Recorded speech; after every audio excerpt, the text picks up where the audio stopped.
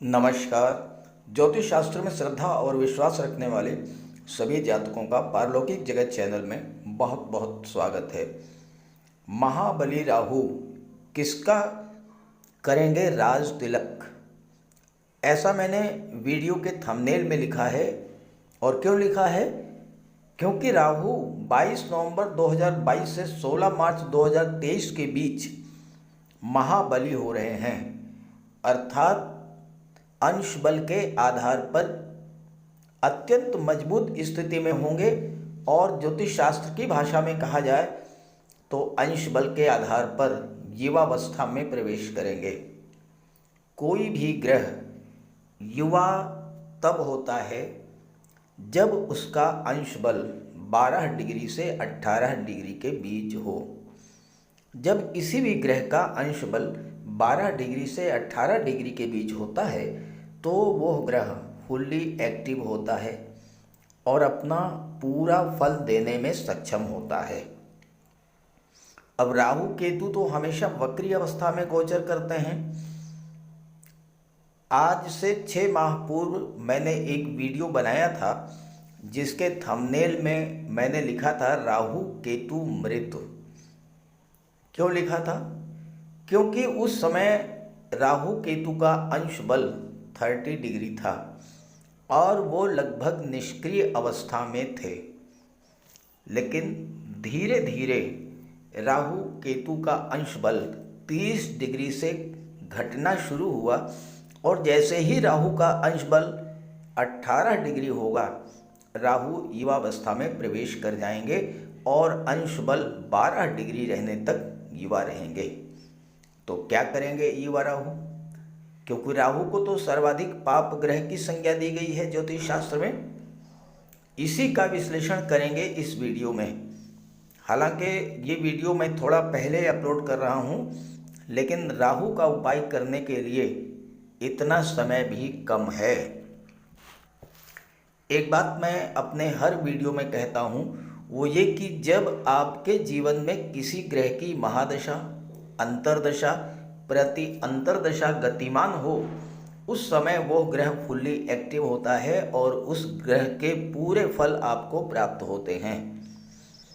हालांकि महाबली होने पर राहु का प्रभाव तो सभी पर पड़ेगा, लेकिन वो जातक जिनके जीवन में राहु की महादशा या अंतर्दशा गतिमान हो, और ऐसे जातक अपने देश में कम से कम 25 करोड़ होंगे, वो सर्वाधिक प्रभावित होंगे। लेकिन राहु के प्रभाव को समझने से पहले राहु को समझना जरूरी है। तो पहले बात करेंगे राहु के बारे में, फिर बात करेंगे कन्या राशि के जातकों के जीवन पर महाबली राहु के गोचर का क्या प्रभाव पड़ेगा। यह विश्लेषण आपकी चंद्र राशि के आधार पर किया जा रहा है और वीडियो के अंत में मैं आपको राहु के उपाय भी बताऊंगा। तो चलिए वीडियो शुरू करते हैं। देखिए, किसी एक जातक की कुंडली मैंने आपके सामने रखी है और इसकी डेट है 22 नवंबर 2022। 22 नवंबर 2022 को राहु का अंश बल देखिए, तो राहु का अंश बल है 18 डिग्री 8 मिनट, यानी राहु युवावस्था में प्रवेश करने जा रहे हैं। अब इसके बाद की आप दूसरी कुंडली देखिए, ये दूसरी कुंडली है और ये कुंडली है 16 मार्च की। और 16 मार्च को राहु का अंश बल आप देख लीजिए, राहु का अंश बल है 12 डिग्री 5 मिनट। इसका मतलब ये है कि 22 नवंबर से 16 मार्च 2023 के बीच लगभग 4 महीने तक राहु पूर्ण युवा अवस्था में रहेंगे। अब आइए राहु को समझते हैं। राहु को ज्योतिष शास्त्र में दैत्यों के सेनापति की संज्ञा दी गई है और हमारे जीवन की 60 to 70% समस्याओं का कारण राहु ही होते हैं। लेकिन आज के समय में राहु ही हमें वो सब कुछ दे सकते हैं जो हम पाना चाहते हैं, क्योंकि कलयुग के किंग हैं राहु। राहु एक ऐसा ग्रह है जो अचानक से विपरीत दिशा से एक्टिवेट होकर कार्य करने लगता है। आपका कोई काम काफ़ी दिनों से नहीं हो पा रहा था, अचानक से राहु की अंतर्दशा या प्रत्यंतर दशा शुरू हुई, आपका वो काम एकदम से पूरा हो गया। राहु के भीतर अतीन्द्रिय शक्ति है और उसमें हर तरह के षड्यंत्र को समझने की क्षमता है, उससे निपटने की भी क्षमता है राहु में। राहु विदेश के भी कारक हैं और इसलिए जिनकी कुंडली में राहु अच्छा होता है वो विदेश जाते हैं, विदेश में बहुत अच्छा धन अर्जित करते हैं।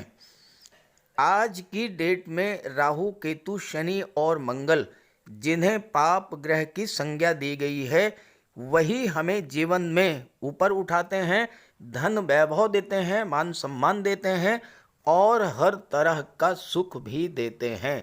इसलिए जब भी मनुष्य के जीवन में राहु की महादशा या अंतर्दशा शुरू हो, उस समय व्यक्ति को विशेष सावधानी बरतनी चाहिए। राहु का निरंतर उपाय करते रहना चाहिए ताकि राहु के शुभ फल प्राप्त हो सके। लेकिन यही राहु अगर कुंडली में अशुभ हुए तो तरह तरह के कष्ट देते हैं, बनते बनते काम बिगड़ जाते हैं। तो कैसे पहचाने कि कुंडली में राहु हमें अशुभ फल प्रदान कर रहे हैं? क्योंकि हर व्यक्ति तो ज्योतिष का ज्ञाता होता नहीं है, तो कैसे पता लगेगा कि राहु हमारी कुंडली में हमें अशुभ फल दे रहे हैं? देखिए, कुछ लक्षण मैं आपको बता रहा हूँ। अगर राहु खराब हों तो सबसे पहले तो हमारी मानसिकता को खराब कर देते हैं। मन में लगातार नेगेटिव फीलिंग्स आती हैं, एक अनजाना सा भय हमेशा बना रहता है। राहु हमारी सोच को नेगेटिव कर देते हैं, हमें ये लगता है कि हम जीवन में कुछ कर ही नहीं सकते। मन में भ्रम की स्थिति पैदा होती है और हम रस्सी को भी सांप समझकर उससे डरते रहते हैं। अगर आपके साथ लगातार चीटिंग हो रही हो, लगातार धोखा मिल रहा हो, सरकार से जुड़े कार्यों में लगातार असफलता मिल रही हो, किसी भी काम में मन न लग रहा हो, अचानक से अशुभ घटनाएं आपके जीवन में घटित होने लगें, तो आप ये समझ जाइए कि राहु आपके जीवन में खराब फल दे रहे हैं और तुरंत राहु का उपाय कीजिए। इसके अलावा राहु खराब हो तो घर में कबाड़ जमा होने लगता है, खास करके इलेक्ट्रिक आइटम्स का कबाड़। राहु पारिवारिक जीवन को खराब कर देते हैं, पति पत्नी के संबंध खराब कर देते हैं, आपस में भ्रम और गलतफहमी की स्थिति भी बना देते हैं। राहु शुभ कब होता है, अब ये भी समझ लें। जब कुंडली में केंद्र के भाव या त्रिकोण के भाव में गोचर करें और अकेले गोचर करें। केंद्र के भाव 1, 4, 7, दशम भाव को विष्णु स्थान कहा जाता है, पंचम और नवम भाव को लक्ष्मी स्थान कहा जाता है। और अगर राहु इन भाव में अकेला ही गोचर करे तो राहु अपनी महादशा, अंतर्दशा या प्रत्यंतर दशा के दौरान अत्यंत शुभ फल प्रदान करेंगे और आपको रंक से राजा भी बना देंगे। लेकिन ध्यान दीजिएगा कि अगर राहु के साथ त्रिषडाय भाव के स्वामियों की युति बन जाए, यानी राहु के साथ तीसरे भाव, छठे भाव या 11वें भाव के स्वामी आकर के बैठ जाएं, तो ये जिस भाव में गोचर कर रहे हैं उस भाव के अशुभ फल आपको प्राप्त होंगे। लेकिन ध्यान दीजिएगा, कुंडली का दशम भाव इसका अपवाद है। दशम भाव में राहु हो और उनके साथ त्रिषडाय भाव के स्वामी भी बैठे हों, तब भी राहु शुभ फल ही देगा। तो इसी आधार पर विश्लेषण करेंगे कि अलग अलग राशि के जातकों को महाबली राहु क्या फल प्रदान करेंगे। तो ये है कन्या राशि के जातकों की कुंडली। आपके राशि के स्वामी युवराज बुध हैं और कन्या राशि के लिए बुध का गोचर इस समय सर्वश्रेष्ठ गोचर हो रहा है। राहु बुध के मित्र हैं। इस समय बुध आपके लग्न भाव में गोचर कर रहे हैं 26 अक्टूबर तक। लग्न भाव में भद्र राजयोग का निर्माण करेंगे और देवगुरु के साथ कुशाग्र योग का भी निर्माण करेंगे, एम यानी मरकरी। तो छात्रों के लिए भी बहुत अच्छा रहेगा बुध का गोचर, और धन की दृष्टि से भी बुध का ये गोचर बहुत अच्छा रहेगा। और 26 मार्च के बाद भी बुध का गोचर बहुत ही अच्छे शुभ भाव में हो रहा है। धन के भाव में होगा, पराक्रम के भाव में होगा, सुख के भाव में होगा, और फिर पंचम भाव में होगा। तो आपके जीवन में बुध के प्रभाव से वर्तमान में कोई विशेष खराब स्थिति नहीं है, सब कुछ अच्छा ही चल रहा है। लेकिन याद कीजिए, आज से 2 महीने पहले का समय 27 जून से 10 अगस्त का समय, आपकी राशि के स्वामी बुध हैं और बुध के शत्रु हैं मंगल, प्रबल शत्रु। और मंगल का गोचर अष्टम भाव में था और राहु और मंगल का अंगारक योग बना, और इस अंगारक योग का बहुत बड़ा दुष्प्रभाव आपके जीवन पर पड़ा होगा। अंगारक योग, अंगारक यानी अंगारा, तो जिस जिस भाव पर राहु की दृष्टि पड़ी उस भाव के शुभ फलों को जला करके राख कर दिया होगा इस अंगारक योग ने 27/6 से 10 अगस्त के बीच में। अब यहाँ पर राहु की दृष्टि पड़ी विदेश भाव पर। विदेश संबंधी आपके सारे कार्य बाधित हो गए होंगे।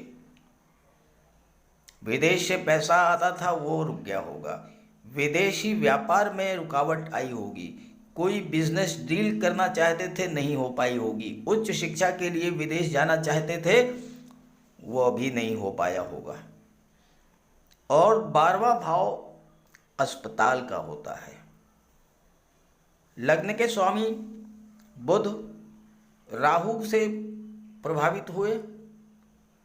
लग्न भाव क्या है? आपका व्यक्तित्व है, आपका स्वास्थ्य है। राहु की दृष्टि 12वें भाव पर जब पड़ी तो आप भयंकर मानसिक तनाव की स्थिति से गुजरे होंगे। एक अनजाना सा भय आपके मन में रहा होगा। फोबिया की स्थिति, डिप्रेशन की स्थिति से आप गुजरे होंगे। कोई कार्य आप पहले तो आपने शुरू ही नहीं किया होगा क्योंकि कार्य करने का मन ही नहीं हुआ होगा, और एन केन प्रकारेण अगर आपने कोई कार्य शुरू भी कर दिया तो वह कार्य पूरा नहीं हुआ होगा। अस्पताल, डॉक्टर, मेडिकल स्टोर के चक्कर लगे होंगे। गैस की प्रॉब्लम, पेट संबंधी समस्याएं, नाखून टूटना, बाल झड़ना, बवासीर और ट्यूबरक्लोसिस या इस तरह की और कोई बड़ी बीमारी, इससे आप परेशान हुए होंगे। और चूंकि अष्टम भाव आकस्मिक घटनाओं का, दुर्घटनाओं का, कमर के नीचे के रोगों का होता है, 27 जून से 10 अगस्त के बीच चोट चपेट या कोई दुर्घटना की स्थिति भी हो सकता है आपके जीवन में आई हो। और चूंकि अष्टम भाव कमर के नीचे के रोगों का होता है तो घुटनों में दर्द, पैरों में दर्द, कमर में दर्द, पिंडलियों में दर्द, थकान, एंजाइटी, डिप्रेशन, ये सारी समस्याएं आपके सामने आई होंगी। और राहु की दृष्टि पड़ी सेकंड हाउस पर, मंगल की भी दृष्टि पड़ी सेकंड हाउस पर। सेकंड हाउस वाणी का होता है। वाणी में अत्यंत क्रोध और उग्रता रही होगी, कटु भाषा हो गई होगी आपकी।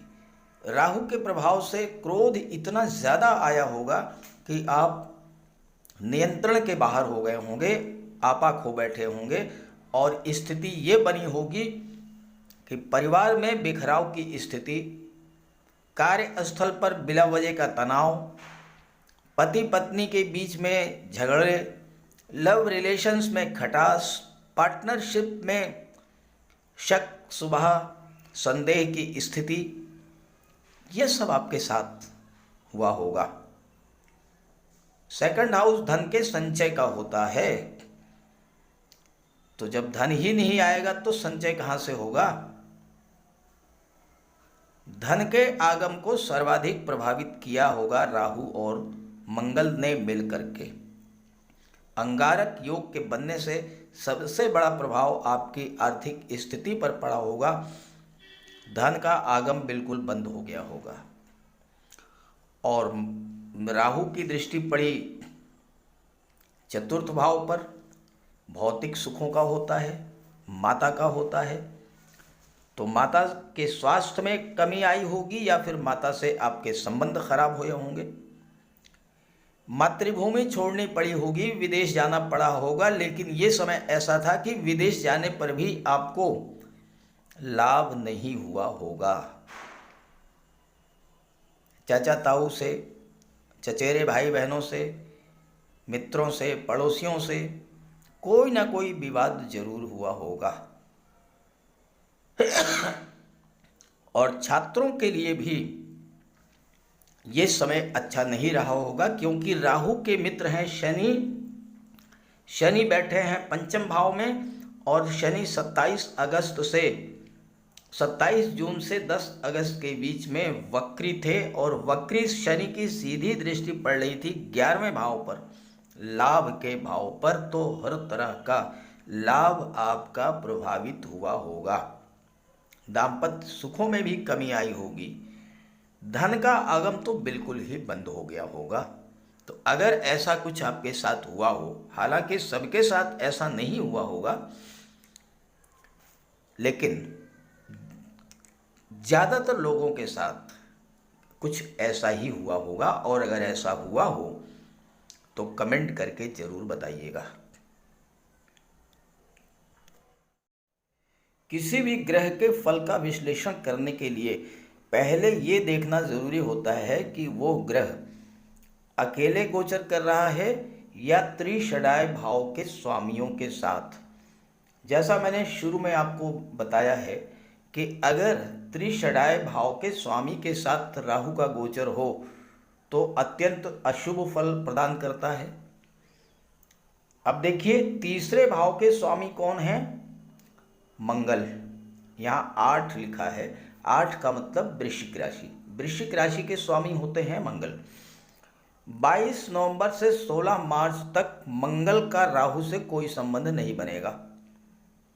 लेकिन आप देख लीजिए, 27 जून से 10 अगस्त के बीच राहु का और मंगल का अंगारक योग तो बना ही था। त्रिषडाय भाव के स्वामी मंगल भी मंगल थे और राहु के साथ युति बनाकर बैठे थे। यही वजह है कि उस गोचर काल में आपको बहुत ज़्यादा परेशानी आई होगी। अब छठे भाव की बात करें तो इसके स्वामी शनि हैं, और शनि से राहु का दूर दूर तक कोई संबंध नहीं है। 11वें की बात करें तो इसके स्वामी हैं चंद्रमा, और चंद्रमा 22 नवंबर से 16 मार्च के बीच में हर माह जब जब मेष राशि से गोचर करेंगे तो चंद्रमा के साथ राहु की युति बनेगी। लेकिन ये केवल 54 घंटों के लिए बनेगी। तो आपको जब भी महसूस हो, नवंबर, दिसंबर, जनवरी, फरवरी, मार्च, अगर आप चंद्रमा का गोचर नेट से डाउनलोड करके देख लें कि मेष राशि में किस डेट को आ रहे हैं चंद्रमा, तो उस समय आप भगवान भोले शंकर की उपासना कीजिए, ओम नमः शिवाय का जाप करते रहिए और चंद्रमा को अर्घ्य दीजिए, तो कोई विशेष प्रभाव नहीं पड़ेगा। एक सिंपल सा उपाय है ये, आप कर लीजिएगा तो वो 54 घंटे आराम से निकल जाएंगे। जहाँ तक अष्टम भाव की बात है, यहाँ पर राहु का गोचर है और राहु अंश बल से पूर्ण युवा हैं। अष्टम भाव मृत्यु का होता है, आकस्मिक घटनाओं का होता है, गुप्त विद्याओं का होता है, तंत्र मंत्र, ज्योतिष और रिसर्च का होता है। राहु के बारे में कहा गया है कि राहु जब धन देने पर आते हैं तो राहु से ज़्यादा धन कोई नहीं दे सकता। अष्टम भाव आकस्मिकता का है, अचानक से धन प्राप्त होगा आपको, इंश्योरेंस के क्षेत्र से, शेयर से, लॉटरी से, कोई पैतृक संपत्ति है उससे, वसीयत या विरासत से धन आपको प्राप्त होगा। अष्टम भाव गुप्त धन का भाव है और राहु शुभ स्थिति में है तो छप्पर फाड़ करके धन आपको प्रदान करेंगे। खास करके अगर आप भूमि के नीचे के पदार्थों का व्यापार व्यवसाय करते हैं, जैसे petrol, diesel, gas, mines, minerals, या आप रियल एस्टेट प्रॉपर्टी डीलिंग से जुड़े हुए हैं, बिल्डर हैं, आर्किटेक्ट हैं, कंस्ट्रक्शन का कार्य करते हैं, तो आपके व्यापार में अचानक से बहुत बड़ा उछाल आएगा और आपको बहुत बड़ा धन का लाभ होगा इस गोचर काल में। अष्टम भाव रिसर्च का होता है और आप रिसर्च के क्षेत्र में कुछ ऐसा करेंगे कि आप विश्वविख्यात हो सकते हैं। तंत्र मंत्र और गुप्त विद्याओं का होता है अष्टम भाव, और राहु की इस अवस्था में बहुत से लोग तंत्र मंत्र से गुप्त दैवी शक्तियों को सिद्ध कर लेते हैं और मनचाहा कार्य भी करा लेते हैं। यहाँ पर राहु आप जिस क्षेत्र में हैं उस क्षेत्र में आपको बुलंदियों पर पहुँचा देंगे, क्योंकि राहु एक्सट्रीम को शो करते हैं, थोड़े में संतोष नहीं हो करते हैं, भौतिकता के कारक हैं। अगर आप मेडिसिन या सर्जरी के क्षेत्र में हैं तो बहुत अच्छा सर्जन बनेंगे, इंजीनियरिंग के क्षेत्र में बहुत अच्छा इंजीनियर बनेंगे, आईटी एक्सपर्ट बन सकते हैं, बहुत अच्छे प्लेयर बन सकते हैं, स्टेज आर्टिस्ट बन सकते हैं, डाटा एनालिस्ट बन सकते हैं। जिस भी क्षेत्र में हैं आप, उस क्षेत्र में राहु आपको नई नई ऊंचाइयों पर ले जाएंगे। राहु की दृष्टि पड़ेगी विदेश भाव पर, तो विदेश से आपको लाभ होगा। विदेश संबंधी जो भी कार्य आप कर रहे हैं, उन कार्यों में जो भी बाधाएं आ रही थीं वो दूर हो जाएंगी, विदेश से पैसा आने लगेगा, कोई अच्छी बिजनेस डील आप कर सकते हैं। 12वां भाव धर्म, अध्यात्म और मोक्ष का होता है, तो राहु आपके आंतरिक शक्तियों को जागृत करेंगे, आपके अंदर वो क्षमता पैदा करेंगे जिससे आप ये समझ लेंगे कि आप जिस दिशा में जा रहे हैं, जिस दिशा में कार्य कर रहे हैं, वो सही है या नहीं। सही और गलत की पहचान राहु आपको करा देंगे, अध्यात्म से जोड़ देंगे। और अगर आपने यही सीख लिया तो फिर आपको जीवन में आगे बढ़ने से कोई नहीं रोक सकता। 12वें भाव में राहु आपकी महत्वाकांक्षाओं में वृद्धि करेंगे, क्योंकि मोक्ष का भाव होता है। मोक्ष का अर्थ मृत्यु के बाद का मोक्ष नहीं होता है, मोक्ष का अर्थ होता है इसी जीवन में अपनी सभी इच्छाओं की तृप्ति कर लेना। तो आपकी हर इच्छा को पूरा करेंगे राहु, और यात्राएं भी आपको खूब कराएंगे, खास करके विदेश यात्राएं आपकी बहुत होंगी। राहु की दृष्टि पड़ेगी धन के भाव पर, और धन के भाव के स्वामी हैं शुक्र। शुक्र राहु के मित्र हैं। शुक्र दैत्य गुरु हैं, राहु दैत्यों के सेनापति हैं। तो धन की प्राप्ति प्रचुर मात्रा में होगी। सेकंड हाउस से धन के संचय, निवेश, वाणी और परिवार का विचार किया जाता है। आप धन संचय में अत्यंत निपुण हो जाएंगे। राहु आपको इतना अधिक बुद्धिमान, चतुर, चालाक बना देंगे कि आप एक एक पैसा खर्च करने से पहले 100 बार सोचेंगे। और यही वजह है कि आप स्वभाव से थोड़ा कंजूस जरूर होंगे, लेकिन आपके पास अपार धन होगा और राहु आपको अत्यंत धनवान बना देंगे। राहु आपकी इंट्यूशन पावर को बढ़ा देंगे। जीवन में आने वाली अपॉर्चुनिटीज़ को, अच्छे अवसरों को पहचानने की क्षमता आपके अंदर डेवलप करेंगे। किसी भी अच्छे अवसर को हाथ से जाने नहीं देंगे और आप उसका भरपूर लाभ उठाएंगे। हालांकि राहु वायु तत्व हैं तो परिवार को बिखेर देते हैं, तो आपको मातृभूमि से दूरी बनानी पड़ेगी। विदेश में आपकी भाग्योन्नति होगी। परिवार का हर सदस्य अलग अलग शहरों में, अलग अलग राज्यों में जाकर के सेटल हो जाएगा और वहाँ से प्रचुर मात्रा में धन कमाएंगे। और राहु की दृष्टि चतुर्थ भाव पर जहाँ से भौतिक सुखों का, प्रॉपर्टी का, वाहन का विचार किया जा सकता है, तो आपको इन सब का लाभ दिला देंगे। माता का स्वास्थ्य अच्छा रहेगा, माता का आशीर्वाद आपको प्राप्त रहेगा आप पर। और इस गोचर काल में शनि भी मार्गी हो चुके होंगे और 23 अक्टूबर से शनि मार्गी हो रहे हैं। 17 जनवरी को छठे भाव में आ जाएंगे। तो शनि का मार्गी होना और राशि परिवर्तन करना, छठे भाव में आना छात्रों के लिए बहुत अच्छा रहेगा, क्योंकि छठा भाव नौकरी का होता है। शनि आपके परिश्रम का फल आपको प्रदान करेंगे, कहीं न कहीं आपको नौकरी मिल जाएगी और ज़्यादा चांस है कि आपको नौकरी विदेश में, किसी विदेशी company, multinational company, private sector में आपको जॉब मिल जाएगी, क्योंकि शनि की दृष्टि 12वें भाव पर पड़ेगी और राहु भी विदेश के कारक होते हैं। तो इस तरह से राहु का गोचर बहुत अच्छा रहने वाला है। लेकिन राहु का उपाय आप जरूर करिए और अभी से उपाय करना शुरू कर दीजिए। खास करके उस स्थिति में अगर आपके जीवन में राहु की महादशा, अंतर्दशा या प्रत्यंतर दशा गतिमान हो तो जरूर उपाय कीजिएगा। तो चलिए बात करते हैं राहु के उपायों पर। राहु का कोई अशुभ प्रभाव आप पर न पड़े, इसलिए राहु का उपाय जरूर करें। राहु का सबसे बढ़िया उपाय है मोर पंख। देखिए, राहु को सर्प का स्वरूप माना गया है और मोर सर्प को खा जाता है। तो जहाँ पर मोर पंख रहता है वहाँ पर राहु का प्रवेश नहीं होता है। अपने घर के मेन डोर पर, बेडरूम में, ड्राइंग रूम में, स्टडी रूम में एक एक मोर पंख लगा दें। एक मोर पंख अपने तकिए के नीचे रखें।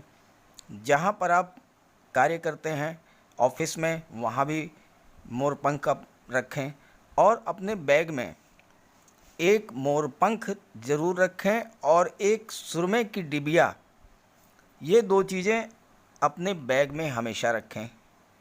और एक छोटी सी चांदी की गोली अपनी जेब में रखें।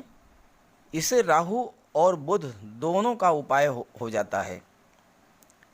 काले कुत्ते को भोजन दें, काली गाय की सेवा करें, इससे राहु, केतु और शनि तीनों ही प्रसन्न होते हैं।